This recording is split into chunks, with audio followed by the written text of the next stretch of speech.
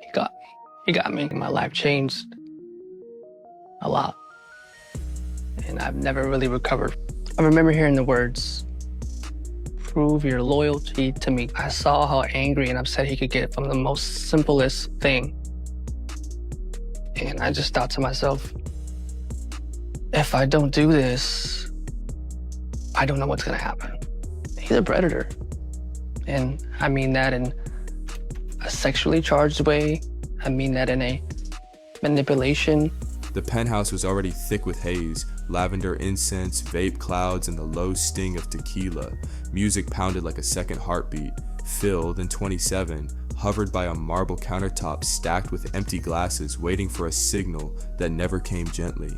Instead, Diddy strode over eyes black as midnight and clamped both hands on Phil's shoulders. "Prove your loyalty to me." He pressed a foil-wrapped condom into Phil's palm and nudged him toward a woman reclining on a white leather sofa. Around them, laughter hiccuped, phones filmed, and someone cheered. Phil's chest seized. Every survival instinct screamed to run, but fear snarled louder. "Refuse and you're finished." Diddy's empire could blacklist a man with a single text. Phil met the woman's eyes. She gave the tiniest nod. Consent or resignation, Phil couldn't tell.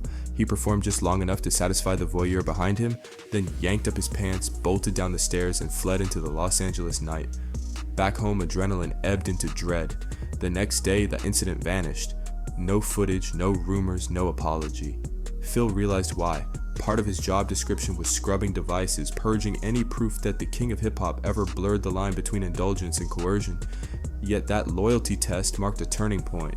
The assistant who once bragged on Instagram about private jets and VIP passes now counted exits in every room and slept with one eye open, because at Diddy's side, luxury and menace were forever intertwined, plush velvet cushions hiding jagged shards underneath. But as Phil would learn, that single night was only the spark on a powder keg that had been primed for decades. Phil filed a lawsuit against his former boss, accusing Diddy of ordering him to coordinate, supplement, and even clean up the parties called Wild King Nights. In 2019, the offer arrived like a fairy tale DM. Senior executive assistant to Sean Combs, health insurance, six-figure salary, keys to a Maybach when Diddy didn't need it. Phil said yes before the recruiter finished the pitch. The first weeks dazzled, Cyrock tastings on Star Island, wardrobe fittings with stylists who addressed Phil as Sir, and A-list phone calls he patched through while grinning ear to ear. He posted sunset selfies captioned #BadBoyFamily and pin-rolled his sleeves like the mogul he served. Then came the Diddy pack. It wasn't a rumor. It was an actual cross-body satchel that had to stay within 10 feet of the boss at all times. He claimed they were required to have those items frequently stocked.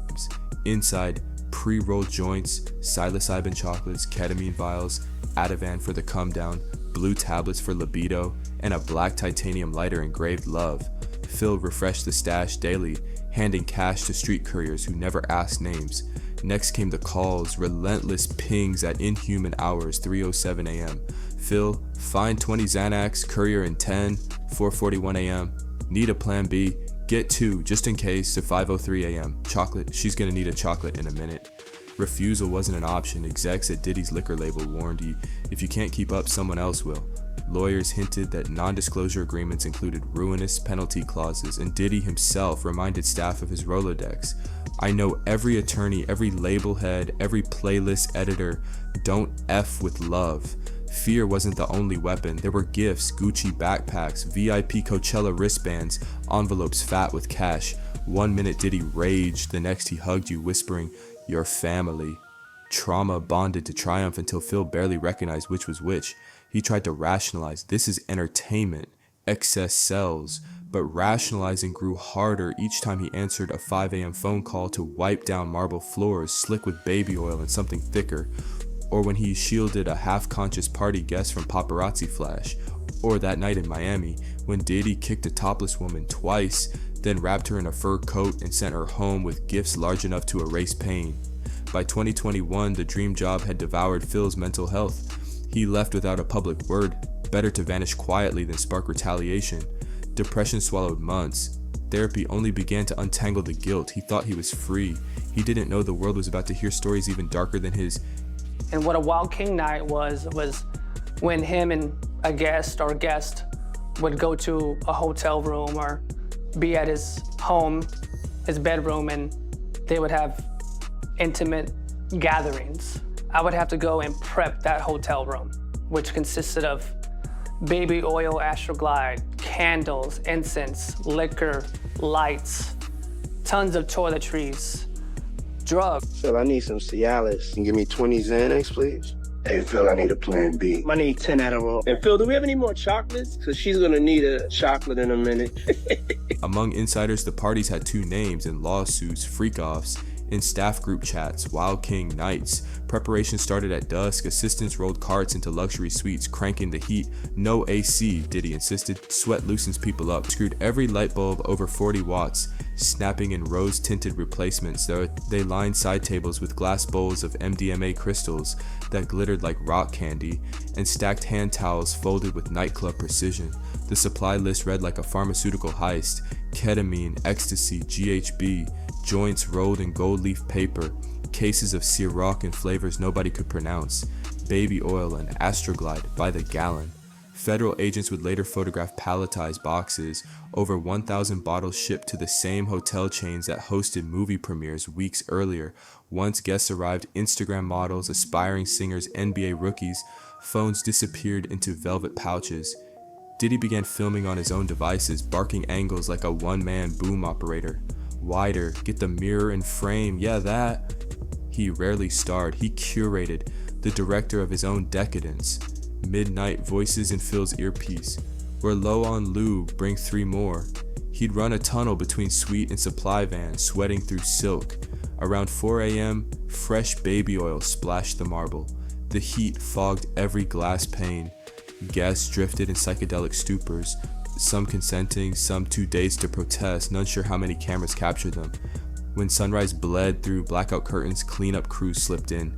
They wore nitrile gloves and painter's masks, mopping puddles, bagging used condoms, spraying stain remover on linen so expensive a single sheet cost more than Phil's first car. Then came the digital erasure, Phil cycling through iPhones, deleting video libraries, factory resetting iPads, wiping MacBooks with forensic software. One morning he escorted a trembling girl to an SUV. She whispered, "I've never done anything like this," voice flat as chalk dust. Phil buckled her seatbelt and wondered how long the memory would haunt her. Another dawn, Diddy reviewed footage of the night and laughed, calling it documentary gold. He promised a vault for the tapes, legacy content for future profit. Rumor says some drives ended up in Swiss lockboxes, others in encrypted cloud servers. Lawyers now call them Exhibit A. Phil thought, if this ever leaks, careers die. He never imagined law enforcement teams plotting seizure warrants. But true downfall rarely begins with agents, it starts when survivors speak. November 16, 2023. Headline, Cassie Ventura sues Diddy for rape and years of abuse. The complaint reads like pulp horror, forced encounters, forced drugs, forced silence. Yet the world might have scrolled past if not for a 2016 CCTV clip dropping hours later. Diddy, wrapped in a towel, sprinting down a hotel hallway, slamming Cassie to the ground, kicking her while she curled into herself. Denials once quick to tweet went quiet. Powerful friends vanished and victims felt something crack, a shell of disbelief that had protected Combs for decades. Former reality show contestant Sarah Rivers told cameras he once cornered her, sliding a hand down her chest while cameras were turned off. A makeup artist described hearing blows through closed doors, sneaking Cassie to a doctor with bruises she couldn't conceal. A call center in Billings, Montana, logged 15,000 tips within 3 weeks, stories stretching back to the 1990s. Civil suits multiplied, 8, 15, 39. Some allege underage victims, others describe firearms on coffee tables, silencers glinting beside champagne flutes. A male escort claimed Diddy ordered him to degrade Cassie in ways still sealed by court order. Phil watched from afar, memories bursting their cages, therapy sessions turned into affidavit drafts. By Christmas Eve, his own 32-page lawsuit hit federal dockets, cleaning lube-soaked floors, deleting incriminating tapes, and that unbearable loyalty test. The media blitzed. Commentators asked why nobody acted sooner. Industry vets confessed the whispers had been there. Stay past 2 a.m. at a puff party, and you're in for more than bottle service. But whispers weren't evidence until they were. Prosecutors collated patterns, forced labor, intimidation, NDAs weaponized as fear contracts. Meanwhile, Diddy's lawyers honed a defense. Everything was consensual, plaintiffs wanted cash, the government had mafia-sized charges to destroy a self-made black mogul. A legal collision course was set. One side carried decades of stories, the other a war chest of billions. Only a raid could decide whose story weighed more. The indictment alleges that Combs abused and exploited women and other people for years, and in a variety of ways. As alleged, Combs used force, threats of force, and coercion to cause victims to engage in extended sexual performances with male commercial sex workers, some of whom he transported or caused to be transported over state lines. Combs allegedly planned and controlled the sex performances, which he called freak-offs, and he often electronically recorded them.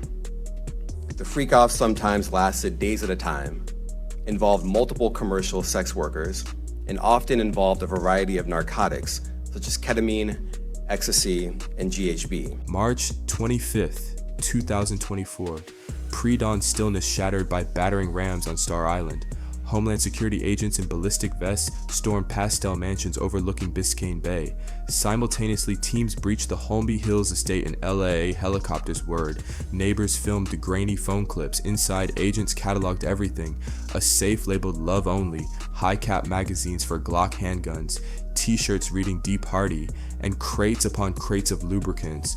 1,067 bottles tallied in evidence logs. Servers were yanked, encrypted drives bagged, closets photographed. A flustered butler asked if he should still iron suits for the Grammy after party next week. Hours later, across the country, U.S. Marshals tracked Diddy to a Midtown hotel. Surveillance shows him in sweatpants, stunned as cuffs clicked. TMZ blasted the footage.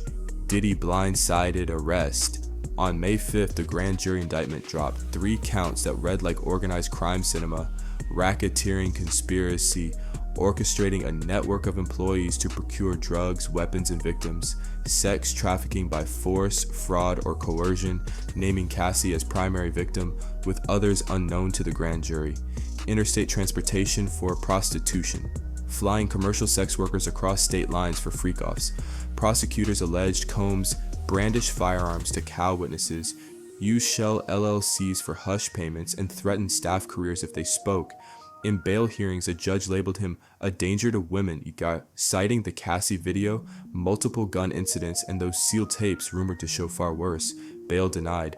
Diddy transferred to Brooklyn's Metropolitan Detention Center, placed on suicide watch. Defense attorney Clyde Farley marched to microphones. This indictment is what you expect from mafia dons, not entrepreneurs. Mr. Combs will fight for every successful black man unfairly targeted. He stressed count 2 named only one victim, evidence of prosecutorial overreach, he claimed.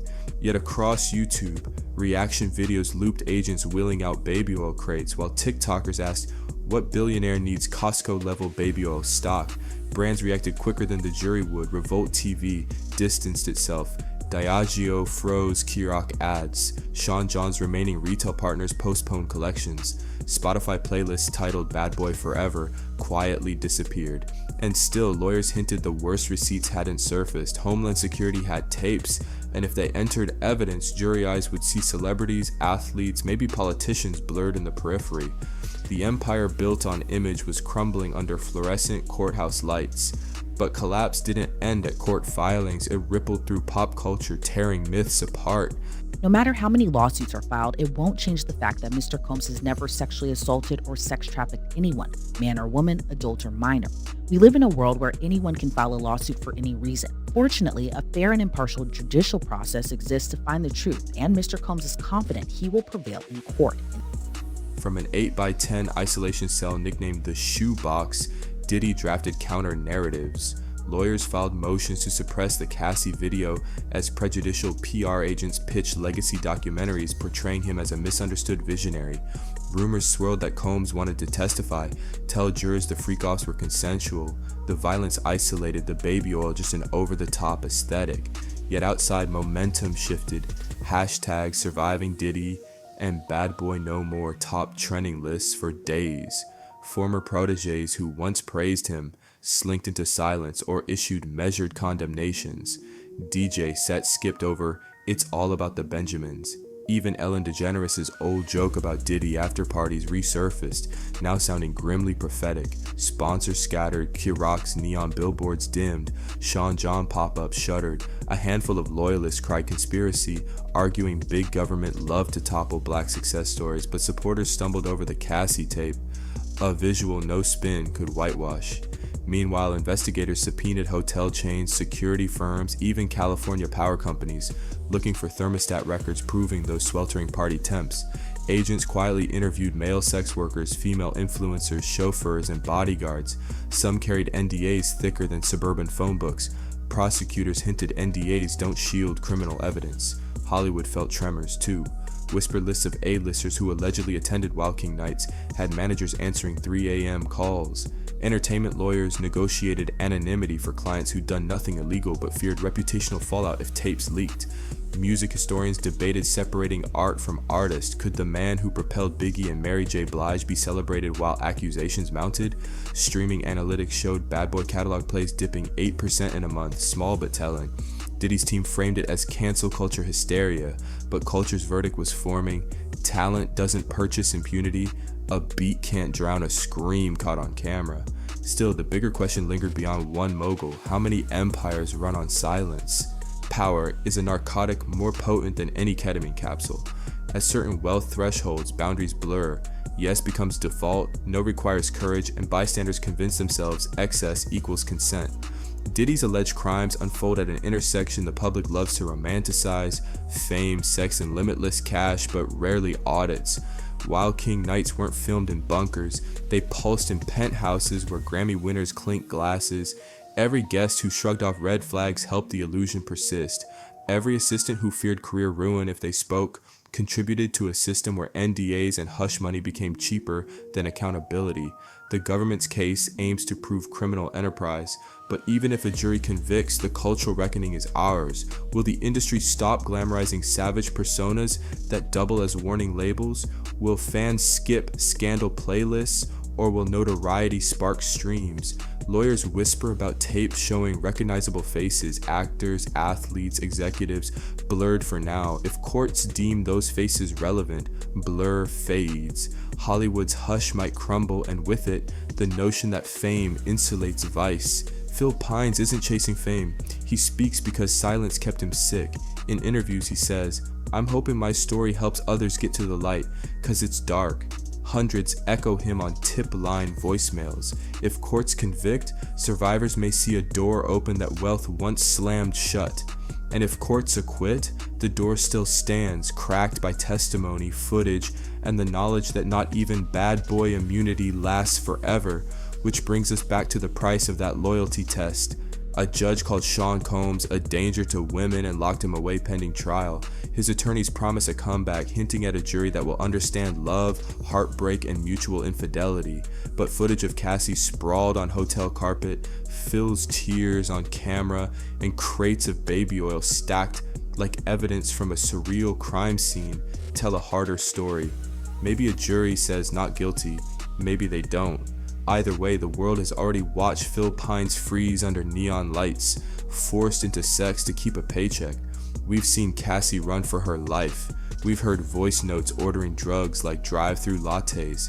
The glamour cracked, and behind it stood a man willing to film everything until the films became Exhibit A. So what's left?